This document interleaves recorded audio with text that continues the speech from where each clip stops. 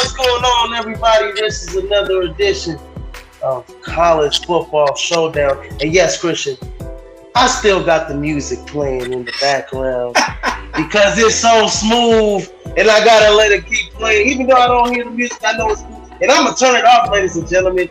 This is week 14 and we're repping it down here. The championship weekend. Presented by Prime Sports World. Please like, share, and subscribe to the podcast. I know this week you weren't on Facebook because they did your boy so wrong. You can't say anything on Facebook no more. You can't even make an observation, even if it ain't malicious. But you know what, Zuckerberg? One day I'm gonna meet you in the boardroom and I'm gonna tell you about yourself. But this time I'm gonna be nice about it. Anyways, please like, share, and subscribe. We're on YouTube and Twitch and Twitter. Didn't put this on David's Twitter, but I damn near should, and I probably will by the end of the night, and probably put it on my Twitter. And go ahead and like Christian's Daily Blitz blog and Monday Evening Quarterback every Tuesday, bringing you that good, baby. Oh yeah, man. And the only way. Anyways, and I know I still got the music going, folks, and I just want to leave it off here. As I plan it out, man, look, we got a lot to go over. We got one of the bigger conference championship games on the tube tonight with the Pac-12 championship. USC win, they're in. There's a lot to cover. LSU needs to be talked about, losing to Texas A&M.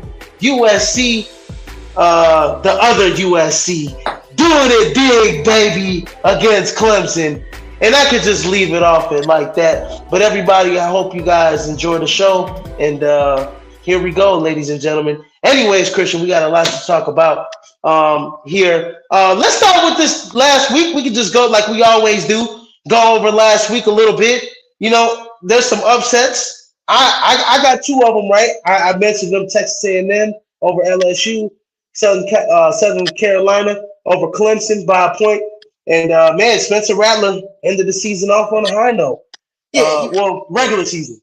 Yeah, he really did. I just saw a kid that was playing with a lot more confidence. He trusted the receivers around him. And most importantly, he trusted his coaching staff. I think that was the problem when he was in Norman. And now he looks like he's playing a little bit more freely. And he's having fun out there, is he? Yeah, no, having fun out there. Beat two top 10 opponents to end the regular season. Got South Carolina in a top 25, in the top 20. We'll get to that soon in the college football playoff. And also, you know, like he's raised his draft stock just over those two games, and he can raise it a little bit more in having a good bowl performance, coming up. So, you know, the season's not done for Spencer Rattler. I think he's definitely going to raise his draft stock. He's definitely raised it. At least, I mean, I don't think he was gonna get. He might have been a late round draft pick, maybe 6th rounder. Now I think he's probably in the 4th, 5th round. Has a good bowl performance. We might be talking about a 3rd rounder here because teams will start to see, hey, you know what? I like the moxie of this kid. He's got an electric arm. He can move well in the pocket. You know, and there might be other factors that I'm not sure of that. You know, he's hearsay, but he seemed to be like ending the regular season on a confident note, like you said, Christian. Yeah, absolutely.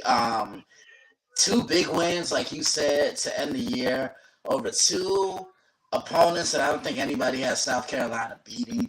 First, they beat Tennessee, and it's not the fact that they beat Clemson; it's where they beat Clemson. They beat them in the Valley. And Clemson had a 40-game home winning streak. That right there just goes to show you how good and how dominant Clemson has been. But Izzy, what have I said about Clemson all year long? Haven't really been sold on them. They haven't really moved the needle to me, brother.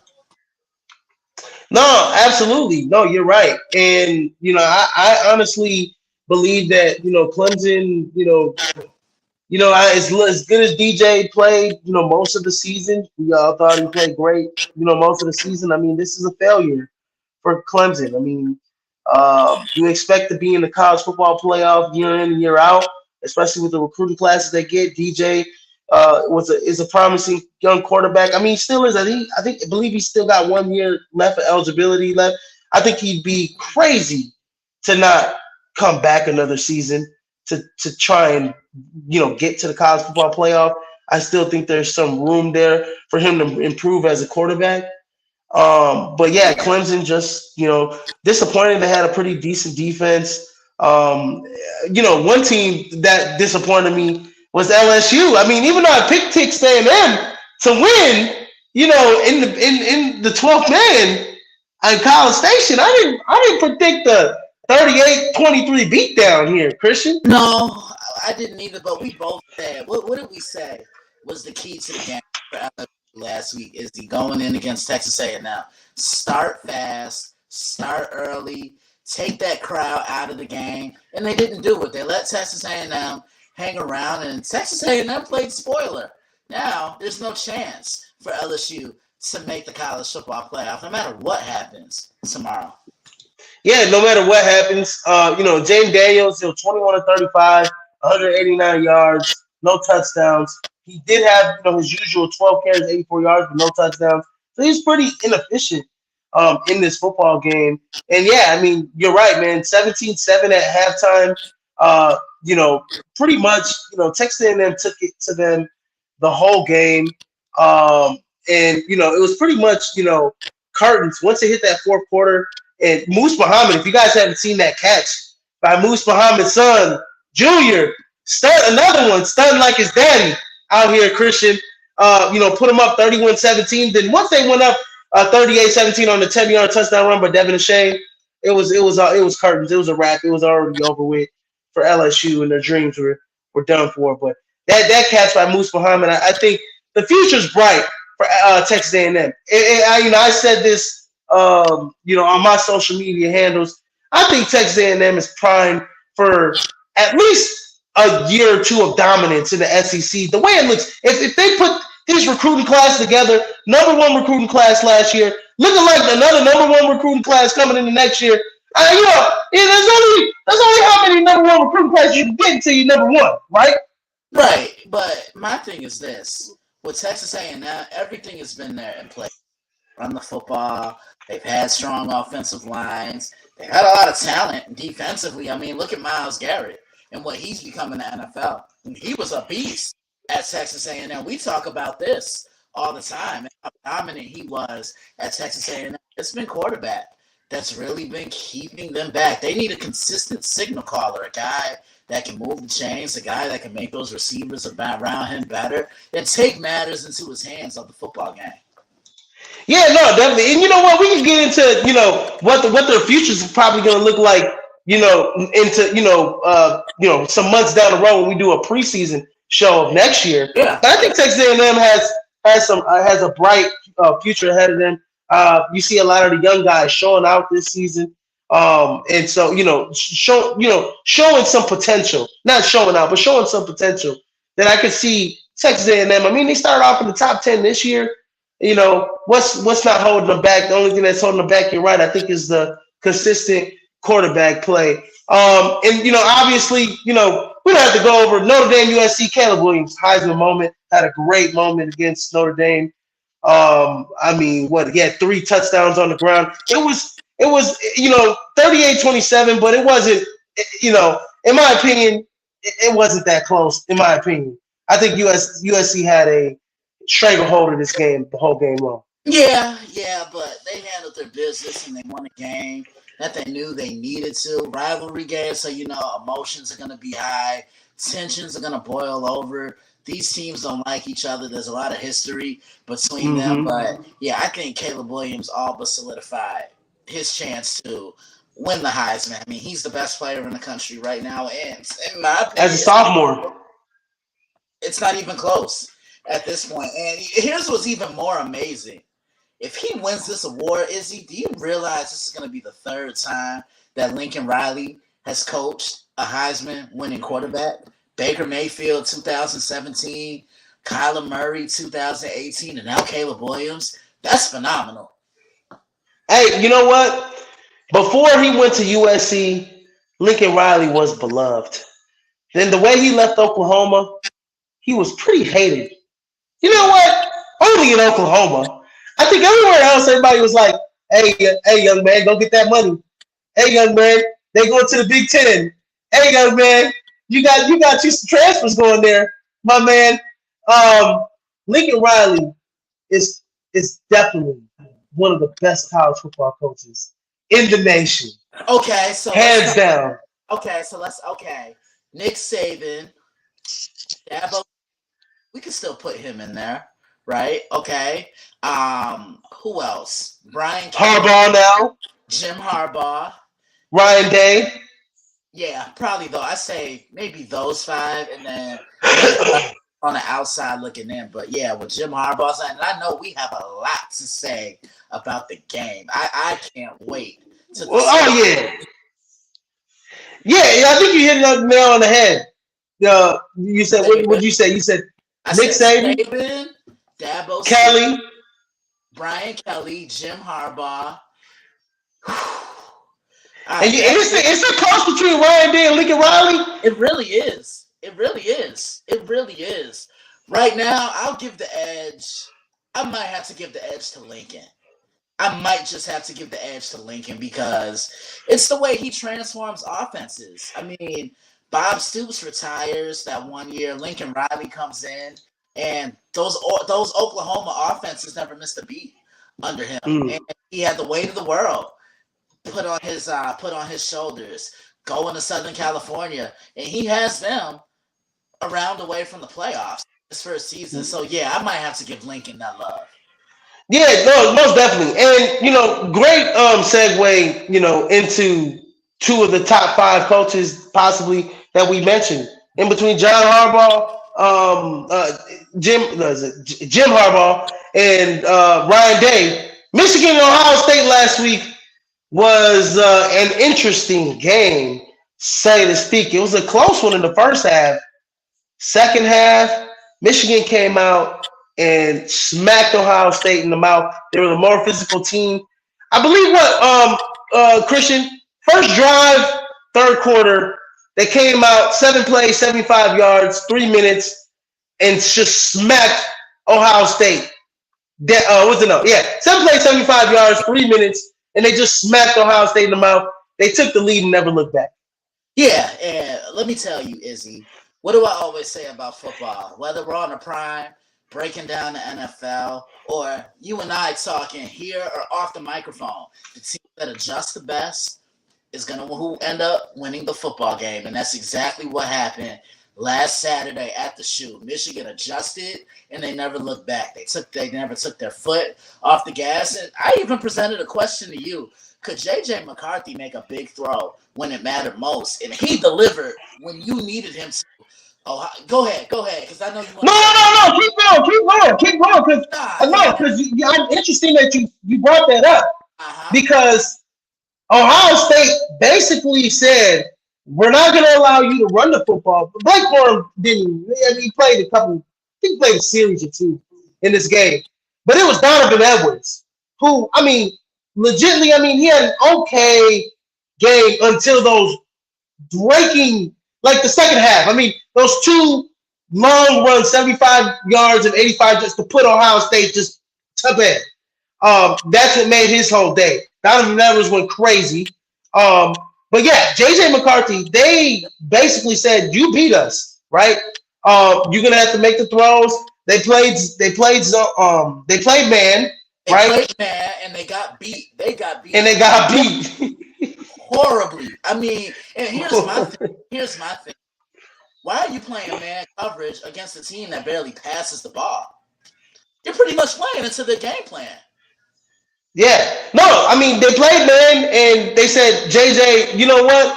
We'll deal with anybody, we can't deal with anybody else beating us, but we'll let, if JJ beat us, then so be it. And that's what the hell happened.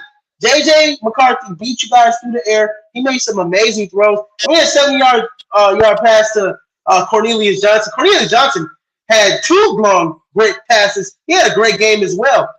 He had one for 69 yards. He had one for 75 yards from JJ McCarthy. And then, coming out of that fourth quarter, let me say this one. That first drive in the first quarter, 15 plays, 81 yards for 751. I think that was kind of like the end of the third quarter, going into the fourth quarter. Yeah, That one really, that was the straw that broke the camel's back against Ohio State. That was like, man, like we like we're just getting out physical in the trenches, and it's just like, this is just a bad matchup for Ohio State the last 2 years. This is the same unit that got out physical last year against this Michigan offensive line in the trenches, and the same thing happened this year in the second half. They got out physical in the trenches, and I like to tell everybody it's the game's a three-phase game: offense, special teams, defense. But yeah, also, the game is run in the trenches at the battle of the offensive line and defensive line. And Michigan just took it to them in the second half, man. yeah. Michigan just bullied them. I mean, I love what I saw, and I think you saw what I said on social media. Michigan picked their best moment to look their best. Like this was a season changing win for them. And now I think it's safe to say Michigan is on that same stratosphere, if not a little bit higher than Ohio State now, because I think they figured out how to beat Ohio State. Last year at the Big House, they did it with what? Running the football and winning in the Mm-hmm. trenches. This year, they did it with running the football, throwing the ball, and winning in the trenches. So they added a little bit more balance to the recipe, and it worked. And they did a tremendous job of keeping C.J. Stroud in the pocket, not letting him bounce outside, forcing him to hold on to the ball longer than he wanted to. This is just a great win for the Michigan Wolverines.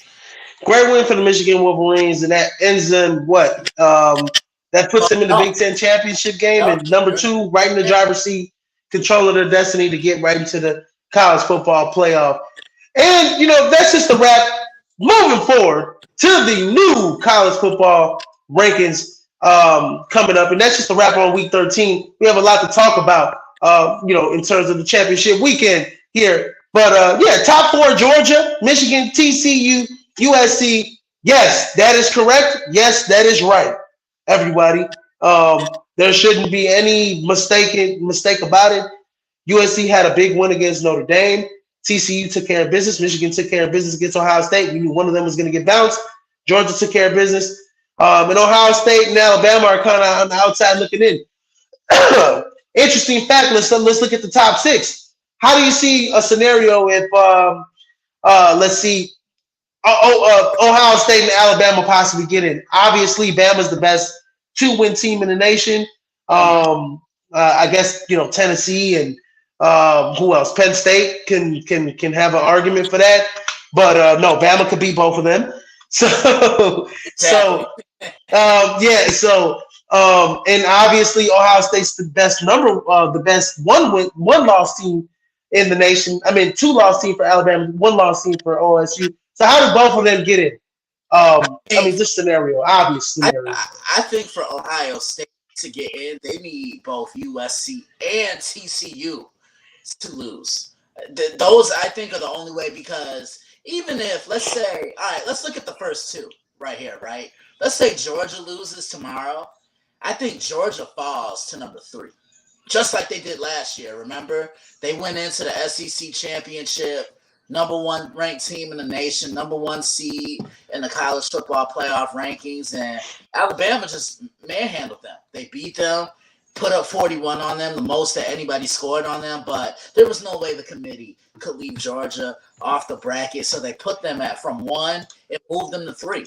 Then Michigan, I think even if Michigan were to lose tomorrow, they still get in. I really do believe they're in charge of their own destiny. So, and the fact, the committee's not going to penalize Michigan for losing in the Big Ten. To Purdue?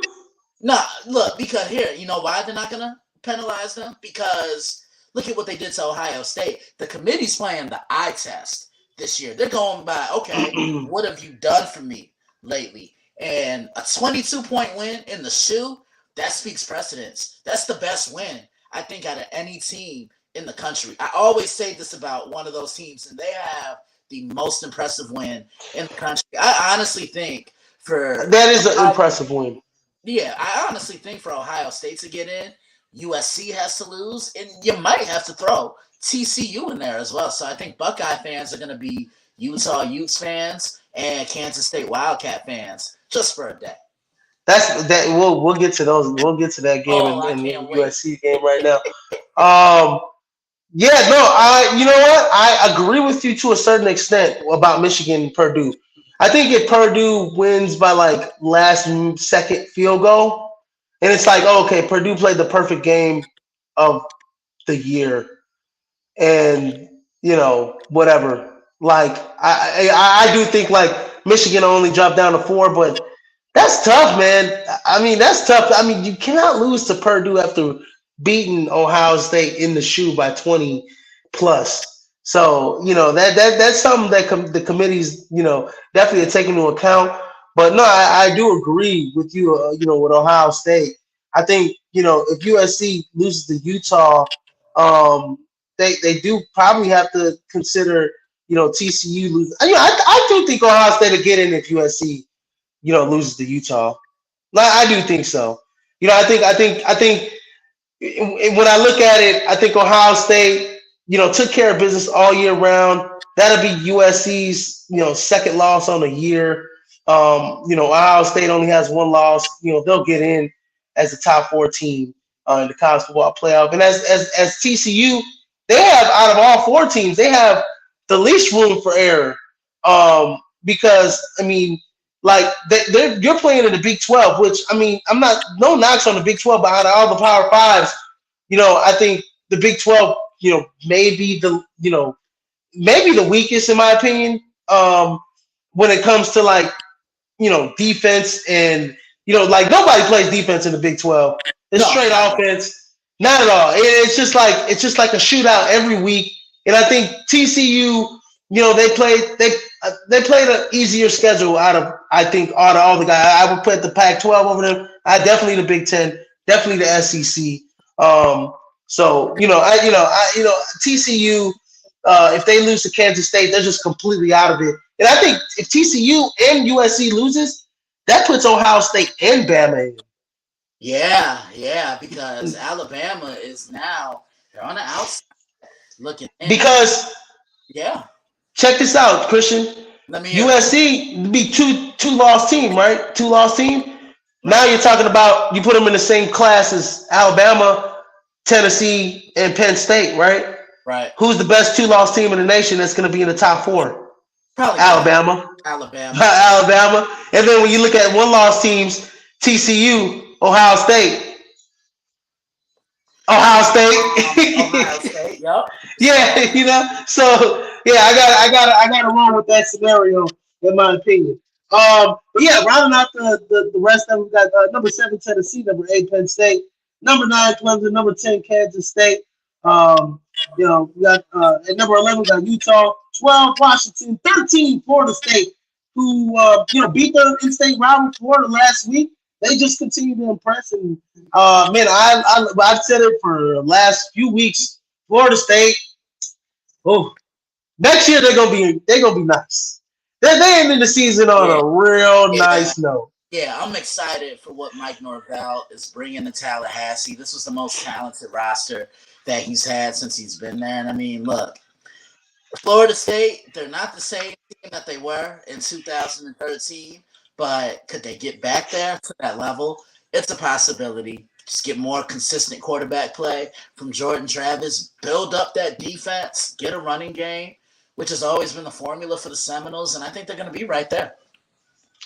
Yeah, I mean, and they're ending the note on a 5 game winning, the end of the season on a 5 game winning streak in which they pretty much blew out every single opponent. I mean, even that Florida game really wasn't all that close in my opinion.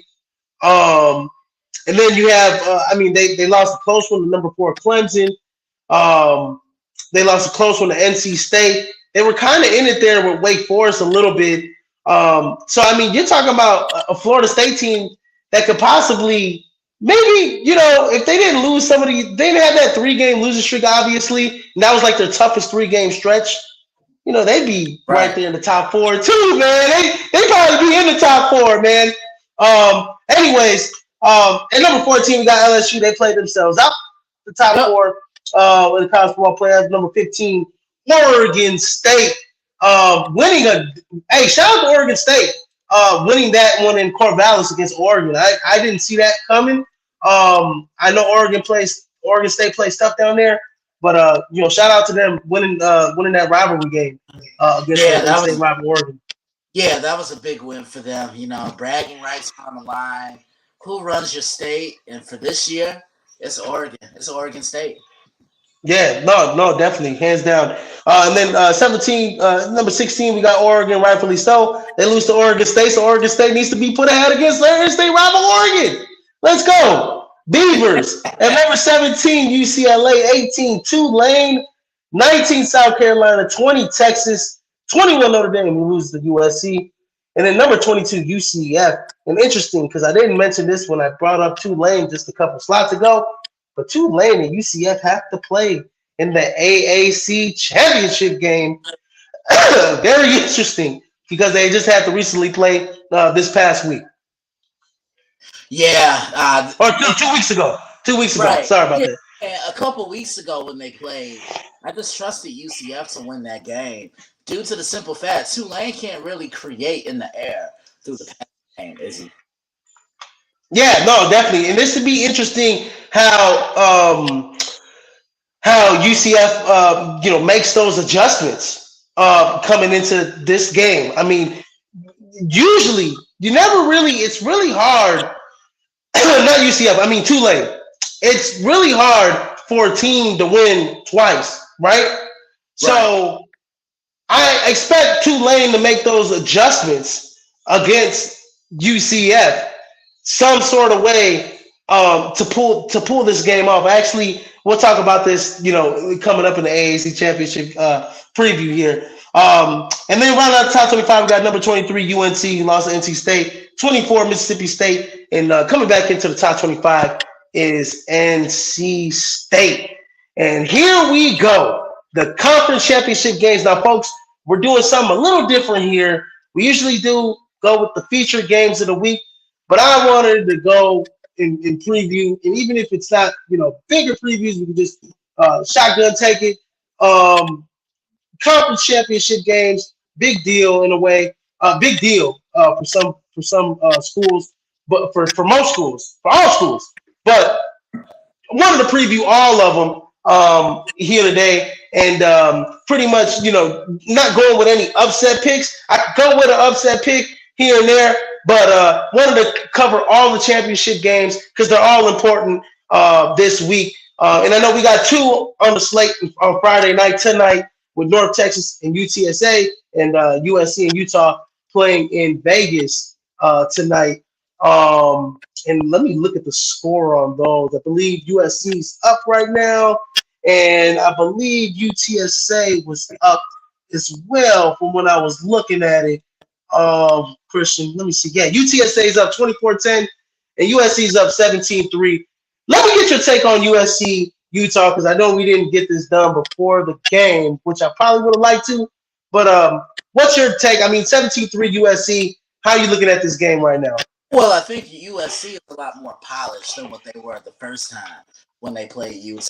Remember, Utah's the only team that's handed USC a loss this year, and it was a close game. I think Utah beat them by a score of 43-42, and they just made one more play down the stretch than USC. That's what ended up beating the Trojans. But when I look at USC, this offense, they get those yards in chunks, and they can get them from anywhere on the football field. And it starts with that guy under center, Caleb Williams. He's a game changer for them. Utah can win games in different ways. I previewed this one on Tuesday on the site, and I had USC winning this one, Izzy, by a score of 45-42. I don't think we're going to see a defense, but right now, USC's defense is rising to the occasion. They're containing a really good quarterback at Cameron Rising for the Utah Utes right now. Yeah, no, definitely. I think right now, as you said, Caleb Williams, best player in the nation in football. I've been talking about this all year long. No secret if you guys watch this show. And he's looking like it. He's already got 76 yards on the ground, 131 yards in the air, and 2 touchdowns. So right now he's already taken over this game, and they got the ball back in the driving again. But yeah, for USC, I mean, the one thing about Utah, they're kind of banged up, especially in their two top playmakers. This week in their tight end and their wide receiver Vele. Yeah, both of those guys. Both of those guys are big. I forget.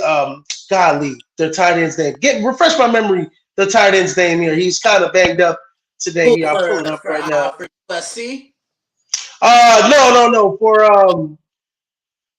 For Utah here. Here, I'll pull him up right now. His yeah, Kincaid, Dalton Kincaid, and Devon Valet. Yeah, both of them are kind of banged up. So you don't really see, so it's kind of like, Cameron Rising, kind of missing his, two top receiving targets here in a way. I mean, they're both a go, but both of them are pretty banged up. So, I don't know if we'll see much out of them. And both of them had, especially Dalton Kincaid, had an amazing game the last game against USC. I think he had over 200 yards receiving in that game against USC. Really picked them apart. It was a big and also, the running ability of Cameron Rising too really hurt USC as well in that last meeting. So I think a little bit of a difference in this game with Utah coming in banged up a little bit. I think USC is definitely favored in this game.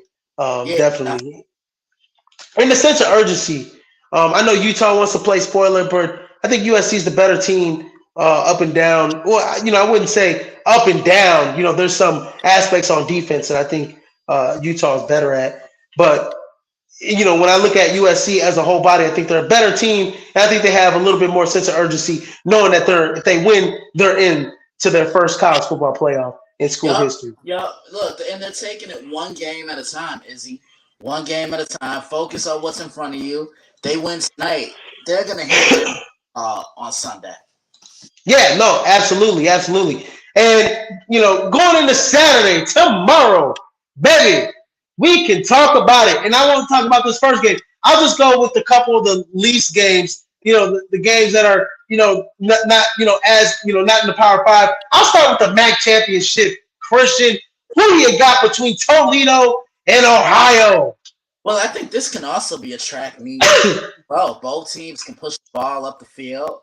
Both teams like to score, and they like to score at pace. So the scoreboard operator, he's going to be busy in this one. I'm going to take Ohio, and I'm going to take Ohio by a field goal, Izzy.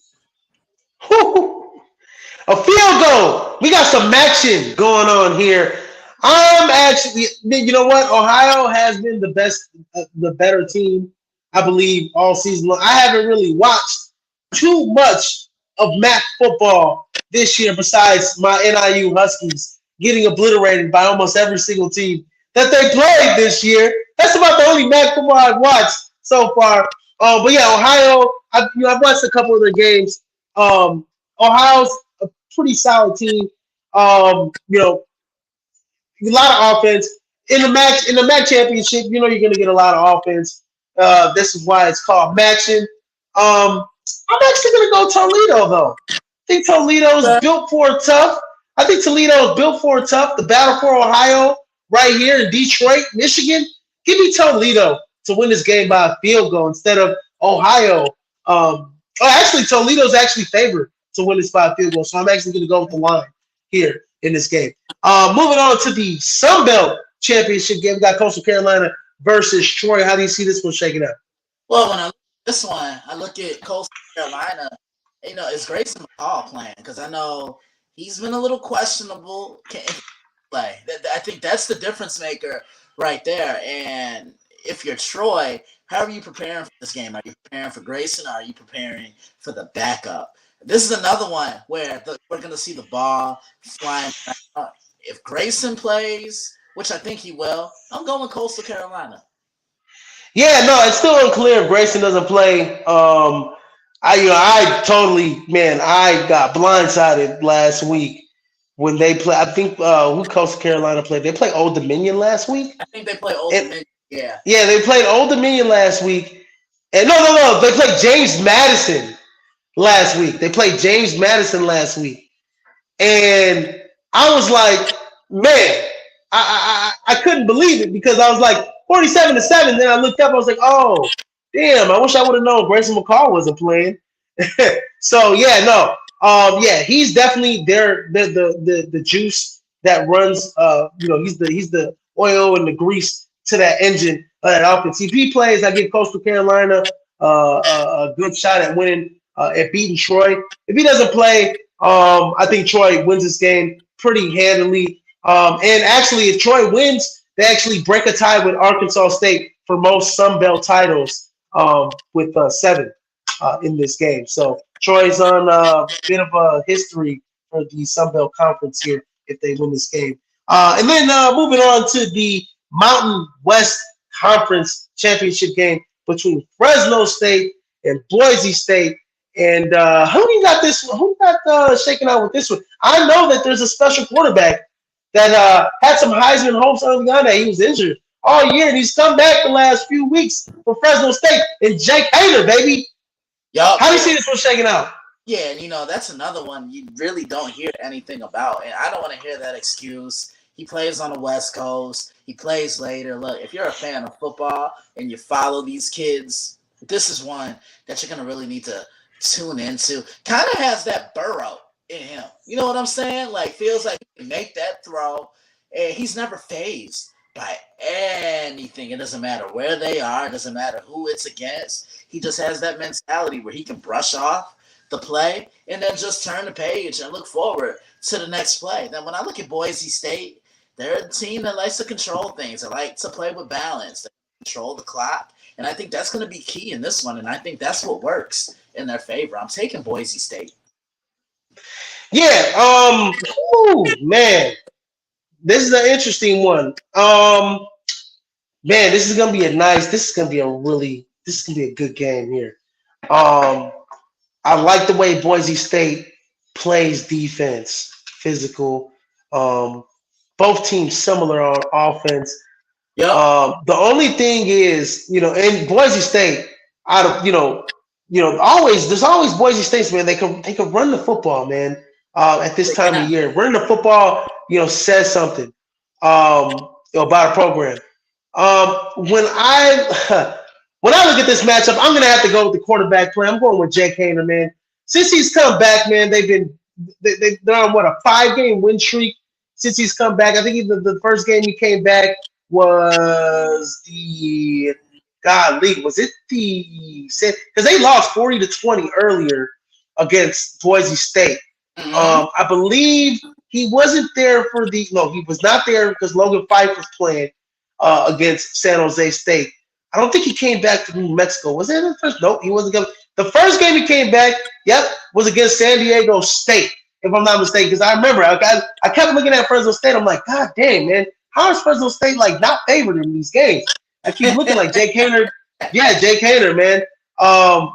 So yeah, I'm gonna go with the quarterback play, going with Jake Haener. He's a great talent. He's been playing lights out the last 5 games. They've on a 5-game win streak. And I think coming in this game, I think Boise State's gonna have a tough time with trying to contain that passing game of Fresno State. So give me Fresno State winning this football game. But I do think, what is the line on this game? I think it's 3. The line is 3. Yeah, I'll take Fresno State by 3 points. I'll take Fresno State by 3 points in this game. Yeah, definitely. Moving on to the AAC Championship, where we have a rematch, and this is for Christian here because he previewed this game the first time when UCF beat Tulane, and now they face each other again in the conference championship game. How do you see this one shaking out? As Tulane, I believe UCF beat them by 7 points first game? Was it 7, 8 points? So.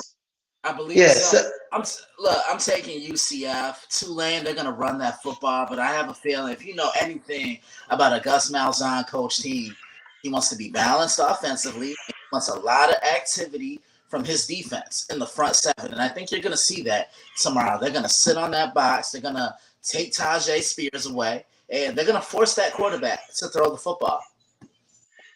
Yeah, no, I think Tajay Spears, 8 carries.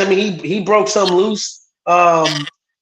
This was actually a really entertaining game. Tulane made it a game later. Scoring 14 points in the fourth quarter. I'm I'm actually gonna go with Tulane in this game. And for that man alone, Tajay Spears. But man, that quarterback play, John Rice Plumley. I mean, he had a hell of a game the first game. I believe 176 yards on the ground, two touchdowns, 132 in the air and a touchdown. I think UCF is definitely a very talented team, as you say. But I do think they are susceptible to the run. And I think if Tulane can understand that, look, hey, we got to run the football. We got to play smash mouth football. We got to give it to Tajay Spears. I know we were down a little bit. We had to throw the ball 39 times. But if we can control the clock, and the clock is our friend against this team, I think they'll make the proper adjustments in stopping John Reese Plumley from breaking those big running plays that he did in the first game. And I think they'll make that adjustment, contain him, and I think Tulane may actually get it done and win the AAC this year. This is gonna be interesting because you know what they always say. And Coach Rock, shout out to Coach Rock, by the way, is he? I know. Look, we both know him really well. You played for him. You know, I've become extremely close with him the last couple of years. Man, he's a great football mind, and he actually makes me better at what it is I do. But Coach Rock's best the other day about a matchup that we're gonna talk about. It's tough to beat a team twice in the same season in college, yet alone it's tough to beat a team three times in the NFL. So this is going to be a really interesting matchup between the Knights and the Green Wave. Yeah, no, it is. It is tough to beat a team twice, man. And not in any sport, but like in basketball, I mean, you can beat a team twice in a 7 game series. But in football, it's definitely tough to beat a team twice. If you beat a team twice, that means you just got their number, and the matchups don't work out. And definitely three times. If you can beat a beat three times, I mean, you dominated that team. Moving forward, I think out of these conference championship games that we have left from the Power Five, I think the least game that has tied the college football playoff implications. I'll start with the ACC championship game with number 8 Clemson playing number 23 UNC. How do you see this one shaking out? Well, one, I don't see any type of defense being played in this, especially from North Carolina. Remember, this is the same North Carolina team that gave up 40 points in a quarter. Not a half, a quarter. The fourth quarter. I know you remember that. I think they play Appalachian State, if I'm not mistaken. But, man, finally going to get the chance to sit down and watch Drake May play. I mean, they've gone from Sam Howell to Drake May. And that's the thing about Mac Brown and these Carolina teams. You know what you're going to get from the offensive side. If they can get this defense right, this is one of the scariest teams in the country. Now, I'll be the first to admit to you, I did not like the way DJ Uiagalelei looked the other day. 8 of 20, under 100 yards. Just couldn't really get it going. I mean, if there was ever a chance for him to get right, it's against this UNC defense because they can't stop anybody. I'm going to be honest with you, Izzy. I think 50 points is going to determine the outcome of this game, and I think North Carolina beats them. I don't trust that Clemson secondary. That front seven is going to have all the pressure on them. UNC is going to move the ball down the field. They're going to find different ways to get the football to their playmakers and attack that defense. One thing I'll say about Drake May, you're right, because redshirt freshman. Next year, I mean, people think this year should be Heisman. He lost the last 2 games in a row, Georgia Tech and some State. I don't think so. But next year, I think him and Caleb Williams will be head-to-head for that Heisman Trophy. Mark my words, ladies and gentlemen. This kid's going to be he is going to be a potential top 5, maybe a number 1 overall pick, pushing Caleb Williams to be the number 1 overall pick in next year's NFL draft when they're both available to declare for the draft. And mark my words, they will declare early for the draft after just playing 3 years of college football. When I look at this team, though, UNC, they're kind of reeling a little bit, man. I mean, you lost 2 close games in the ACC. Now you're playing a more veteran-laden team in Clemson. It just seems like destiny. They're seeking their 7th ACC championship in the last 8 seasons. I know Dabo wants to go out, with the positive note on the season. DJ wants to go out with a positive note on the season. at least getting the ACC championship game and getting to a New Year's Six bowl. I got the Clemson Tigers winning this football game, but I do believe you're right though. I do think there's not going to be any offense being played in this game, Yeah. and yeah, I just think that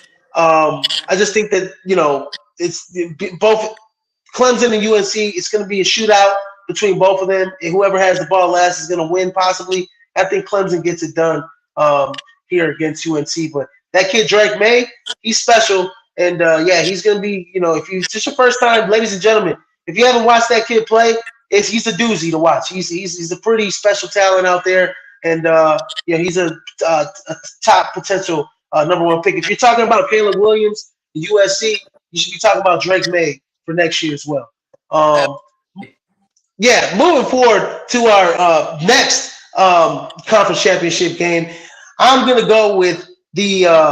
Oh man, this is a tough one, but I'm gonna go with the Big Ten championship game. Purdue versus number two Michigan. I know that this one. Purdue's not ranked. Michigan's number two. How do you see this one shaking out, Christian? Well, when I look at Michigan, man, what a win last week. I mean, they imposed their will on Ohio State. They never looked back. But when I look at Purdue, Purdue can they don't really have any advantage over Michigan. Michigan, I think they're gonna dominate this game like they did Iowa last year. Oh my That God. championship. Like, don't. But here's the thing. I think Purdue is actually going to score because Iowa didn't score on them last year. I like Michigan and Donovan Edwards. It's all on him now. Blake Corum is out for the remainder of the year, and I can't. I mean, I wish the best for that kid. He was so much fun to watch, and he was everything for that Michigan offense. But I think they're going to come in with that balanced attack. JJ McCarthy is going to do it with both his arm and his legs. He's going to move that pocket. He's going to make throws on the run. They're going to feed Donovan Edwards the football. Yeah, Defense is beginning to turn it on even more when it matters most. Because that old saying really is true. Offense wins games, but defense will win you championships. yeah, no, and I think Blake Corum is scheduled to get surgery, which I don't think he won't even be available to play in the college football playoff. So I think he's getting ramped up and ready to go to the NFL here. So Godspeed for Blake Corum. I mean, he doesn't have anything to prove, but I think he still does. He wants to win a national championship game, and he's not going to do it that knee injury. But he did his part for University of Michigan. I got to give him a ovation here for Blake Corum. With that being said, yes, I do agree with you 1,000%. Michigan's the better team by far, hands down. Defense, offense, special teams. They're a more physical team in the trenches. JJ McCarthy's going to make plays on the field. I think Donovan Edwards is more than capable of taking over the reins at the running back position as he showed last week. I think the defense is rounding up into shape. I am giving no love to the Purdue spoiler makers as I'm sorry, you will not be beating this top three team this season. Nah. You will not be beating this top three team this season because 2008 they beat Ohio State and last year they beat Iowa and 2018 they beat Ohio State and then they beat Iowa and Michigan State last season. Yes, no, you will not be beating a top three team this season here at Purdue. Yeah, give me Michigan by a lot. How much money you got? A lot? A lot? Yeah, that's Michigan right there. Give me Michigan by 3 touchdowns. More than that, maybe 4 touchdowns as they dominate and get into the college football playoff this year. As much as I mean, look, Aiden O'Connell, as much as I like him, him and Charlie Jones, best friends for life, BFS for life. Yeah, no, that's a nice story and all, but yeah, no, this team is up against a tough Michigan team. I just don't see it happening for the Purdue spoiler makers. Sorry for you guys down there at Purdue. Moving on to the SEC. No, you know what? I'll move on to the Big 12 championship game here. Kansas State versus TCU. Number 11, Kansas State versus TCU. How do you see this one panning out, Christian? All right, Izzy, you know what's coming. Shameless. Oh, shameless plug, baby. Nah, but when I look at this one, Kansas State made a quarterback change. They go from Adrian Martinez to Will Howard, and he brings an added dimension. He's more of a complementary asset because he can finish passes down the field, whereas Adrian, he was more of a runner. He was a running threat.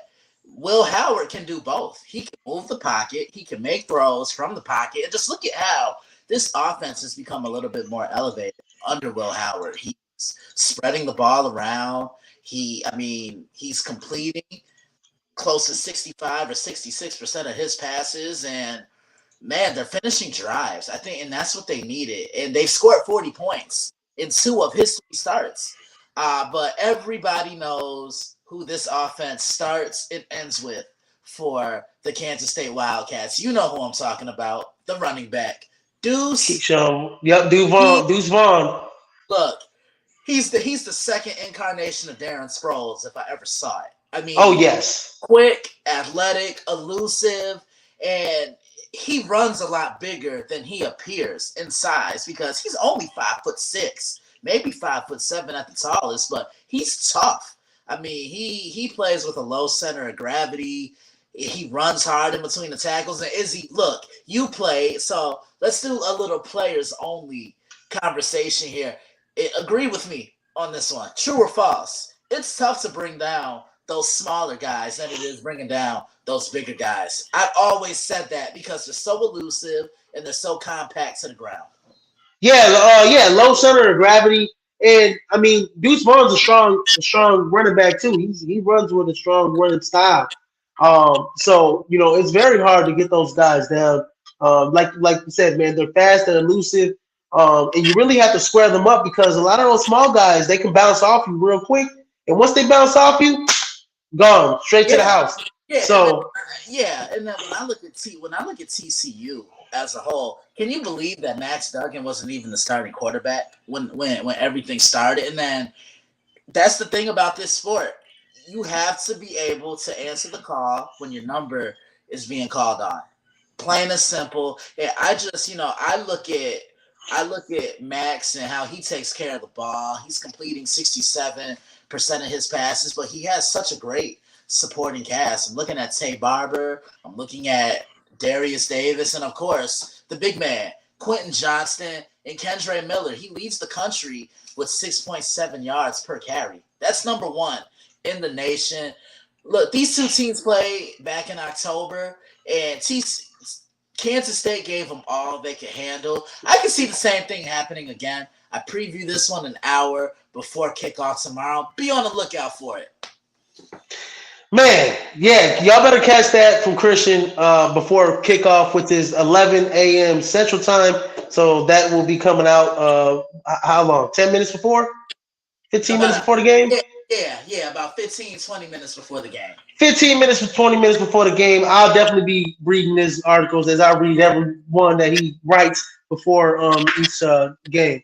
Yeah, I think a big key for TCU, other than Max Duggan, Kendra Miller, right? Obviously, 1,260 yards. He has a rushing touchdown in 13 consecutive games, which is the nation's longest active streak. And he's too shy of matching LT's school record set in 2000. Anytime you're met, you're in the same breath as LaDainian Tomlinson, Kendra Miller, yeah, you're pretty special, in my opinion. I got TCU actually winning this ball game against Kansas State. I do like Will Howard, though. I think, it's in 5 starts. He's got 13 touchdowns, passing touchdowns to the air. I do agree with you. They're a different ball club with, him and Adrian Martinez. But I do honestly do believe, though, if Adrian Martinez, man, Adrian Martinez, he's a big game kind of quarterback. You know what I'm saying? And Right. he's just so elusive. Like he can just take over a game with his feet. And I just, Will Howard, as much as I like him through the air, I just don't think. I think Kansas State, they've lost all their games this year to. I believe they've lost all three games that they've lost this year have been to ranked opponents. Even losing one this year to TCU, 38-28, losing to number 24 Texas, and they lost to they lost to Tulane as well, which I don't think Tulane was ranked at the time when they beat them. But yeah, give me TCU to win this game. I think the line on this game is 1.5. So barely got TCU squeaking by against Kansas State. I actually got TCU winning by a touchdown against Kansas State. Same thing as it was before, but they lost. They won by 10 points in this game. But like you said before, it is hard to beat a team twice, right? It really is. Here's the thing. Kansas State can keep up with TCU, but they have to do it in their own way. And remember what I said. Texas, they unveiled the blueprint on how to get after TCU. Lots of activity, getting Max Duggan off his spot, doubling Quentin Johnston. That's the first thing I'm doing tomorrow. Is I'm doubling him. I'm single high safety, over the top, man coverage across the big board. Guy. And you have to. You can't let him break away. Yeah, no, you're right, man, and I think and he did come up with that, and I'm actually looking at it right now. He came up with that big touchdown catch in the first game, late in the third quarter, which kind of once they got him ahead because they were down in that game late in the third quarter. If you're not mistaken, remember they were down 28-20. They were down 28-24 in that game late in the third quarter to Kansas State with Will Howard at quarterback. So Kansas State kind of keeps those things on the wrap, like you said. Quentin Johnston keeping single high, making sure he doesn't break out something like that. I mean, Kendra Miller's going to get his. A lot of the offense is kind of focused around that play action game, giving it to Kendra Miller a lot. They're a well balanced team.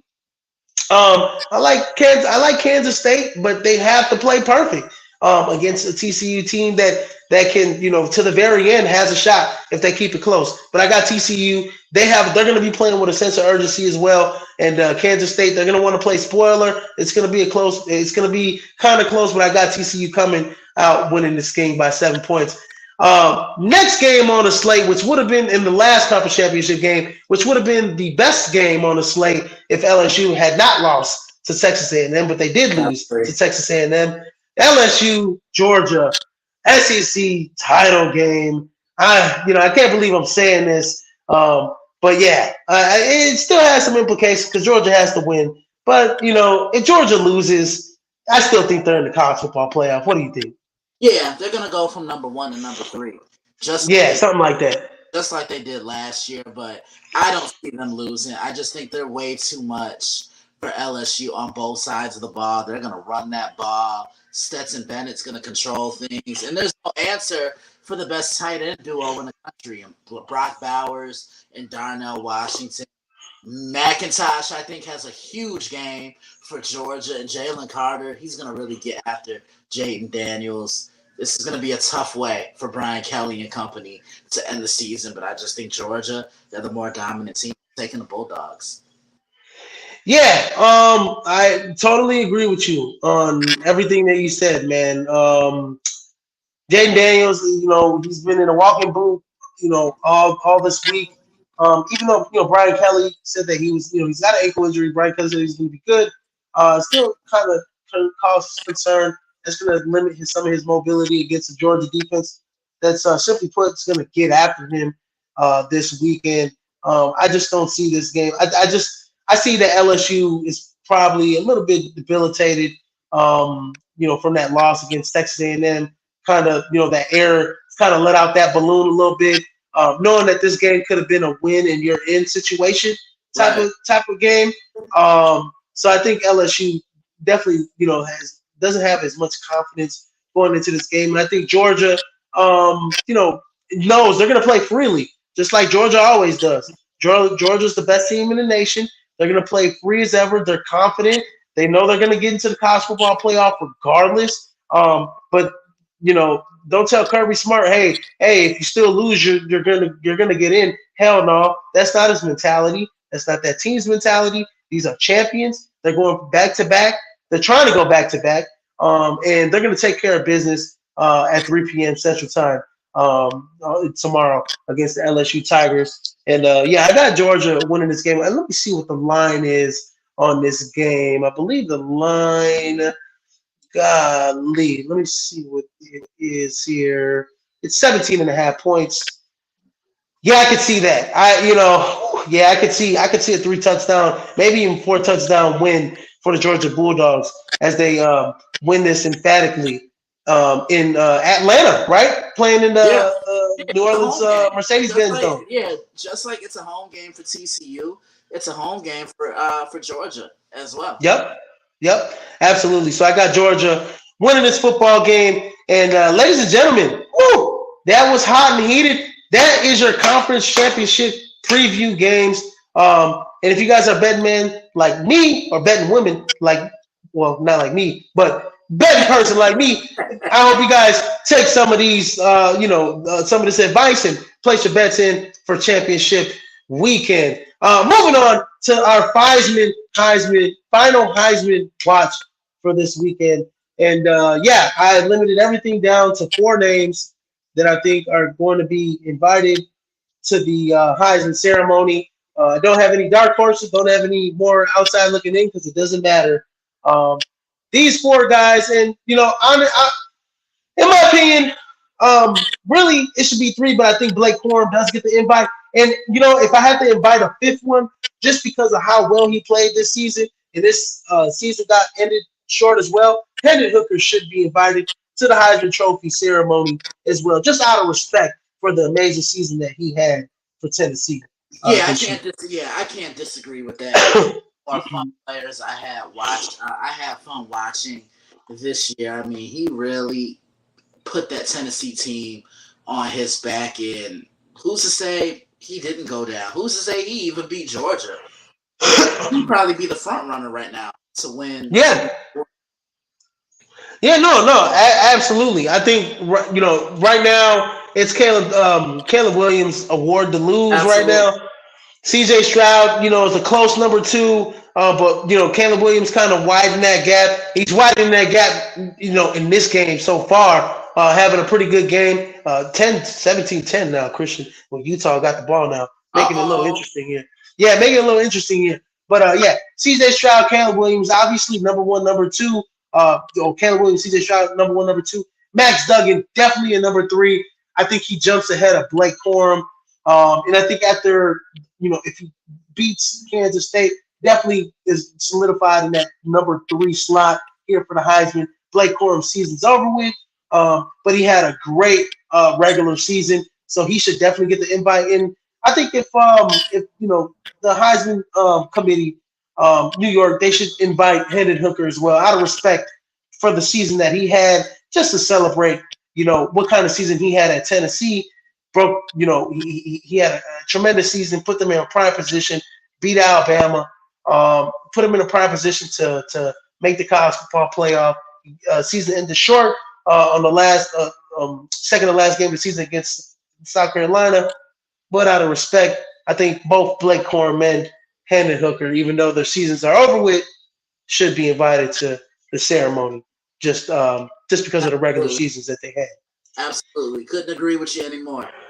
Yes, sir. Yes, sir. Anyways, ladies and gentlemen, that is a wrap for Week 14, Championship Weekend.